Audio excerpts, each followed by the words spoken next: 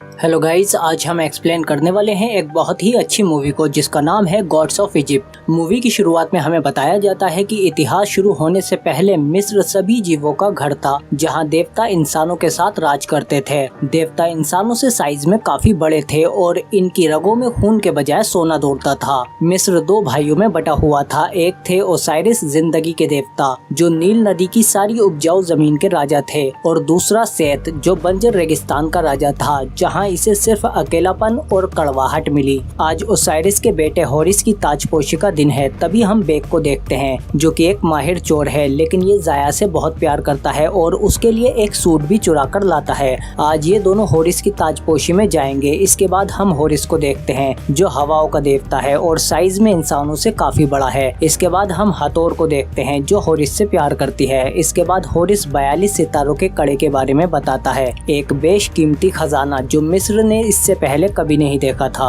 इसके बाद हमें होरिस की ताजपोशी का जश्न दिखाया जाता है। ये महान साम्राज्य ओसाइरिस का है, जहां हजारों इंसान अपने देवता की ताजपोशी देखने आए हैं और अपने देवता के लिए कई सारे तोहफे लाए हैं। इसके बाद हाथौर का नाम लिया जाता है, जो है प्यार की देवी। इसके बाद आती है नेफिस्ट, जो सुरक्षा की देवी है। इसके बाद आता है थोथ, जो बुद्धि का देवता है। फिर ओसाइरिस लोगों को बताते हैं कि यह है एक अमीर का तोहफा, यह है एक गरीब का तोहफा। जब ये दोनों मरकर अंतिम द्वार पर खड़े होंगे तो इनकी कोई कीमत नहीं होगी। सभी इंसानों को पुनर्जन्म अच्छे कर्मों से मिलेगा, ना कि दौलत से। ये ओसाइरिस का कानून है। फिर इसके बाद होरिस की ताजपोशी हो रही होती है और तभी वहाँ सेट आ जाता है, जो रेगिस्तान का देवता है। ओसाइरिस अपने भाई का स्वागत करता है, पर सेत यहाँ किसी और ही मकसद से आया था और देखते ही देखते सेत की सेना इन्हें चारों तरफ से घेर लेती है। और सेत कहता है कि शांति के 1000 सालों में तुमने क्या हासिल किया? एक ऐसा देश जहाँ कोई इंसान ख्वाहिश नहीं रखता। अब मेरी बारी है। और वो ओसाइरिस को लड़ने की चुनौती देता है, पर ओसाइरिस लड़ने से मना कर देते हैं और कहते हैं कि मैं तुम्हें चाहता हूँ भाई। पर सेत ओसाइरिस को मार देता है। इसके बाद वो अपने आप को नया राजा घोषित करता है और कहता है कि जो भी मेरे रास्ते में आएगा वो इसी तरह मारा जाएगा। देवताओं, या तो मरो या झुको मेरे सामने। सभी देवता सेठ के आगे झुक जाते हैं और इंसान भी। सेठ कहता है कि हर चीज की कीमत होती है। आज से पुनर्जन्म लेने के लिए तुम्हें दौलत देनी होगी, ना कि अच्छे कर्म। ओसाइरिस दम तोड़ने से पहले होरिस से कहते हैं कि तुम्हारा सफर अब शुरू हुआ है। होरिस गुस्से में सेठ से लड़ने लगता है। इसके बाद इन दोनों के बीच टक्कर का मुकाबला होता है और लड़ते लड़ते ये दोनों अपने असली रूप में आ जाते हैं और इन दोनों के बीच एक घमासान युद्ध शुरू हो जाता है और दोनों में से कोई भी एक दूसरे से कम नहीं है। इसी बीच बेक और जाया भी एक दूसरे से बिछड़ जाते हैं और इधर सेठ की आर्मी होरिस की आंखों में चमक डालने लगती है, जिसका फायदा उठाकर सेठ होरिस पर हमला कर देता है और उसे हरा देता है और उसकी दोनों आंखें भी निकाल लेता है। पर जैसे ही वो होरिस को मारने वाला होता है, तभी हाथौर उसे बचा लेती है और सेत होरिस को जिंदा छोड़ देता है और इस तरह सेत मिस्र का नया राजा बन जाता है। और 1 साल बाद हम देखते हैं कि जिन देवताओं ने उसके खिलाफ आवाज उठाई वो सब एक एक करके मारे गए। इंसानों के लिए हालात और भी बुरे थे। ज्यादातर गुलाम बना लिए गए, जो खुद कमाकर पुनर्जन्म नहीं खरीद सकते। और बेक को जाया मिल जाती है, जो अर्शु की गुलाम बन चुकी थी। जाया बेक को बताती है कि सिर्फ होरस ही हमें बचा सकता है, पर उसके लिए तुम्हें उसकी मदद करनी होगी। वो बेक को दिखाती है कि सेठ की फौज लूट के साथ लौट रही है।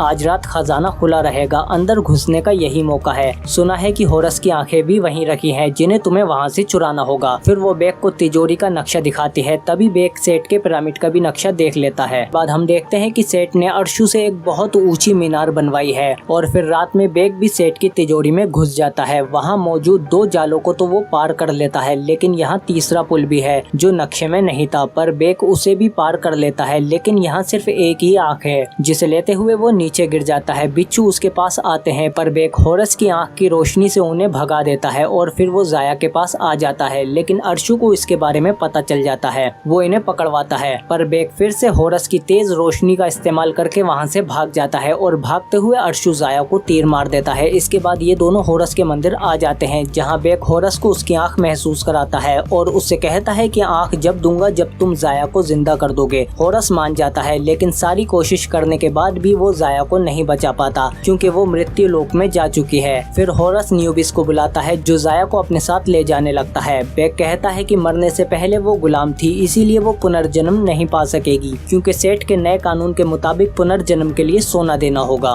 इसके बाद होरस बेक से अपनी आंख मांगता है, पर बेक मना कर देता है, लेकिन होरस उससे अपनी आंख छीन लेता है और उससे दूसरी आंख भी मांगता है। बेक कहता कहता है कि मैं पिरामिड का रास्ता जानता हूँ जिसमें सेठ की शक्ति है, क्योंकि मैंने नक्शे देखे हैं। बेक कहता है कि मेरी एक शर्त है कि तुम्हें जाया को वापस लाना होगा। होरस कहता है कि एक रास्ता है, मरने के बाद 9 द्वार तक पहुंचने में कई दिन लगते हैं और सिर्फ राजा ही न्यूबिस को बुला सकता है, तो अगर मैं राजा बन गया तो शायद जाया को बचा सकता हूं। इधर सेठ को भी पता चल जाता है कि उसकी तिजोरी से होरस की आंख चोरी हो चुकी है। इधर होरस बताता है कि रेगिस्तान के देवता सेठ को मारने के लिए रेगिस्तान को मारना होगा, जिसके लिए हमें सूर्य देवता रा के पास जाना होगा और दोनों आंखों के बिना होरस अपना रूप नहीं बदल सकता, इसीलिए वो रा से मदद मांगता है। जिसके बाद वो रूप बदलकर उनके पास आ जाता है। इसके बाद रा अपनी पावर बढ़ाते हैं और साइज में काफी बड़े हो जाते हैं। और इसी बीच हम देखते हैं कि पृथ्वी गोल नहीं बल्कि चपटी है और हम देखते हैं कि रा एपोफिस्ट पर हमला करते हैं जो पृथ्वी को निगलने के लिए आ रहा था, पर रा उसे मारकर भगा देते हैं और फिर बताते हैं कि ये मेरी जिम्मेदारी है कि हर रात मुझे इस राक्षस से लड़ना होता है। तुमने देख लिया ना कि यहाँ सेठ से भी बुरी चीजें हैं। तभी होरस कहता है कि मेरे पिता को सेठ ने मारा है। रा कहते हैं कि वो दोनों मेरे बेटे हैं, मेरे लिए दोनों बराबर हैं। फिर होरस उनसे मर्तबान में पानी भरने की इजाजत मांगता है। रा मान जाते हैं और होरस पानी भरकर ले आता है। इधर सेठ बागी देवताओं से जंग कर रहा है, जिनमें एक उसकी पत्नी भी है। वो भागने की कोशिश करती है पर सेठ उसे पकड़ लेता है और फिर उसके पंख काट देता है। इधर होरस भी धरती पर वापस आ जाता है और फिर बताता है कि इस पानी के कुछ कतरे रेगिस्तान की आग बुझा सकते हैं, जिससे सेठ कमजोर हो जाएगा। इसके बाद जब बेक पानी भर रहा होता है तो वहाँ सेठ के सिपाही आ जाते हैं और उससे होरस की आंख के बारे में पूछते हैं। तभी होरस वहां आ जाता है और उन्हें मार गिराता है, पर फिर पीछे से एक सिपाही हमला कर देता है और बेक भी उसके पीछे कूद जाता है और ये दोनों एक ऊंचे झरने से गिर जाते हैं, पर आखिरकार होरस बच जाता है। इधर सेठ को भी ये बात पता चल जाती है और फिर वो अपने 2 माहिर शिकारियों को भेजता है और हाथोर को अपना प्लान बताता है कि जल्द ही वो सारी दुनिया पर हुकूमत कर लेगा। मृत्युलोक अब आखिरी हुकूमत है जिसे जीतना बाकी है। सेठ हाथोर से कहता है कि तुम वहाँ जा सकती हो, तो मुझे वहाँ ले चलो। हाथोर कहती है कि तुम जानते हो कि अगर मैं वहाँ गई तो मेरा क्या हाल होगा। सेठ कहता है कि तुम्हारे पास वो कड़ा है जो तुम्हें बचाएगा। इसके बाद हम देखते हैं कि हाथोर होरस को देख रही होती है और उसे होरस का पता चल जाता है। इसके बाद सेठ उसे मारने ही वाला होता है, तभी हाथोर अपना कड़ा उतार देती है और नर्क के राक्षस उसे अंदर खींच लेते हैं, जो बहुत समय से उसका वेट कर रहे थे। पर तभी हाथोर वो कड़ा वापस पहन लेती है और वहाँ से निकल आती है। इधर हम देखते हैं कि वो दोनों कातिल होरस को ढूंढ लेती हैं, जो बड़े बड़े सांपों पर बैठकर आ रही हैं। ये दोनों भागने की कोशिश करते हैं पर वो सांप इनका पीछा करने लगते हैं, जो बहुत तेज हैं और मुंह से आग भी छोड़ते हैं। इसके बाद बेक उनका ध्यान खींचता है ताकि होरस उसे मार सके। सांप उसकी ओर बढ़ता है और मौका मिलते ही होरस भी उस पर हमला कर देता है, लेकिन वो सांप बच जाता है। फिर होरस उसे अपने वेपन से फंसा देता है, लेकिन वहाँ दूसरा सांप भी अभी बाकी है। बेक फिर से उसका ध्यान खींचता है पर यह सांप बहुत तेज है, लेकिन मौका मिलते ही होरस उस पर चढ़ जाता है और उस लड़की को फंसाकर सांप को नीचे गिरा देता है और फिर ये जगह टूटने लगती है, लेकिन ये दोनों बाहर आ जाते हैं। तभी वहाँ हाथोर आती है और सांप से कहती है कि तुम बहुत खूबसूरत सांप हो, मुझे मदद करने दो। और फिर उससे कहती है कि तुम बहुत ठंडे हो गए हो, खुद को गर्म कर लो। फिर वो सांप खुद को ही जला लेता है, क्योंकि हाथोर प्यार की देवी है जो किसी को भी काबू कर सकती है। इसके बाद होरस उसे अपना प्लान बताता है कि वो सेठ के पिरामिड में घुसेगा, पर हाथोर कहती है कि सिया मानव की पहेली का जवाब दिए बिना तुम अंदर नहीं जा सकते। तो होरस कहता है कि इसके लिए हमें बुद्धि के देवता थोथ की मदद लेनी होगी। फिर ये लोग थोथ के पास आ जाते हैं और उसे मना लेते हैं। इसके बाद ये लोग सेठ के पिरामिड की ओर चलने लगते हैं। रास्ते में हाथोर कहती है कि तुम जाया को वापस नहीं ला सकते, राजा के पास भी वो शक्ति नहीं है, तुमने बेक को धोखा दिया है। कुछ टाइम बाद ये लोग सेठ के पिरामिड आ जाते हैं। बेक बताता है कि अंदर एक चक्का है जिसे घुमाने से रेत बंद हो जाएगी और फिर बेक किसी तरह से अंदर पहुंचकर वो चक्का घुमा देता है और बाकी लोग भी अंदर आ जाते हैं। फिर इनके सामने सिया मानव आ जाता है जो इनसे पहेली पूछता है। 2-3 बार में थोथ पहेली का जवाब दे देता है। इसके बाद जैसे ही ये लोग अंदर जाते हैं तो होरस जाल में फंस जाता है और सेठ थोथ का दिमाग भी निकाल लेता है। इसी बीच बेक वो पानी उठा लेता है और उसे आग में डालने ही वाला होता है, तभी सेठ उसे रोक देता है और सब सच बता देता है कि होरस ने तुम्हें धोखा दिया, मैं खुद भी जाया को वापस नहीं ला सकता। इसी बीच सेठ वो पानी ले लेता है और उसे फेंक देता है और फिर सेठ इन लोगों को मरने के लिए यहीं छोड़ जाता है, पर ये लोग किसी तरह से वहाँ से बचकर निकल आते हैं। बाहर बेक होरस पर गुस्सा करता है कि जाया को तुम पर बहुत भरोसा था, तुम्हें अपने अपने बदले के सिवा कुछ नहीं सोचता। तभी हाथोर न्यूबिस को वहाँ बुलाती है और उससे कहती है कि इस इंसान की प्रेमिका के पास पुनर्जन्म के लिए दौलत नहीं है, मैं इसकी मदद करना चाहती हूँ, क्या ये कड़ा चलेगा? न्यूबिस कहता है हाँ। हाथोर कहती है कि इसे इजाजत दें कि ये खुद दे आए। फिर हाथोर होरस के हाथ में वो कड़ा उतार जाती है और बेक वो कड़ा लेकर न्यूबिस के साथ मृत्युलोक में चला जाता है। इसके बाद हम देखते हैं कि दो सच्चाइयों के कक्ष हैं जहां इनका फैसला होगा। अंदर देवता पूछते हैं कि क्या दे सकते हो, तो वो शख्स तराजू में सोना रख देता है और उसे पुनर्जन्म मिल जाता है। वो कहता है कि मैं अब हमेशा जिंदा रहूंगा। फिर एक बूढ़ी औरत की बारी आती है जिसके पास सिर्फ एक अंगूठी थी जो काफी नहीं थी, इसीलिए ये खत्म हो जाती है। इसके बाद जाया की बारी आती है। ये उससे पूछते हैं कि क्या दे सकती हो। तभी वहाँ न्यूबिस के साथ बेक आ जाता है पर वो उसे छू नहीं सकता।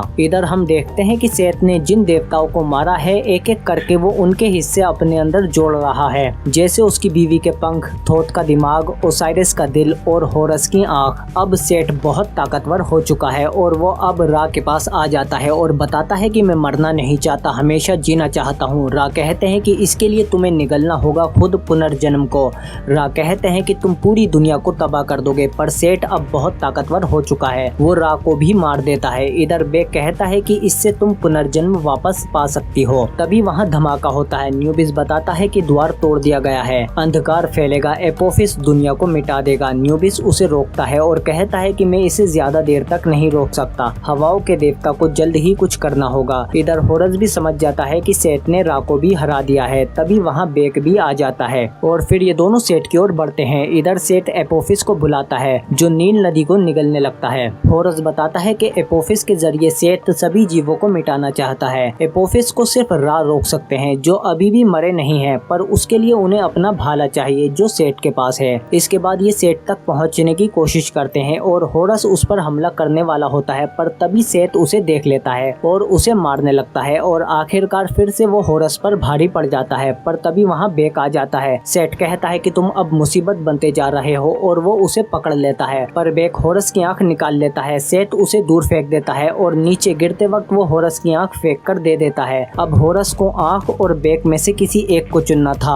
पर वो बेक को बचाता है और हम देखते हैं कि होरस को अपनी पावर वापस मिल जाती है और वो अपने असली रूप में आ जाता है। होरस समझ जाता है कि देवता का मतलब बदला लेना नहीं बल्कि अपनी लोगों की हिफाजत करना है। इसके बाद ये सेट से लड़ने चला जाता है। ये दोनों हवा में लड़ने लगते हैं। सेट उसे मारने की कोशिश करता है पर होरस बहुत तेज है। वो सेट के हर हमले से बचते हुए मीनार में आ जाता है और एक मोकले से निकलकर दूसरे मोकले से अंदर आकर सेट पर हमला कर देता है और उसके पंख भी उखाड़ देता है और उसे पकड़कर नीचे फुल पावर से फेंक देता है। सेट उसे मारने की कोशिश करता है पर मीनार ही डैमेज होती जा रही है। इसके बाद हम देखते हैं कि सेट बहुत बुरी तरह से जख्मी है। होरस उसे मारने आता है। तभी सेट कहता है कि मैंने तुम्हें जिंदा छोड़ दिया था। होरस कहता है कि मैं वो गलती नहीं करूंगा और वो उसे मार देता है। इसके बाद वो भाला लेकर रा के पास आता है और रा वापस उठकर एपोफिस को मार भगाते हैं और पृथ्वी के साथ साथ मृत्यु द्वार भी बच जाता है। होरस जब नीचे आता है तो एक बच्ची उसे उसकी आंख देती है और हम देखते हैं कि कुछ देर बाद बेक भी मर जाता है।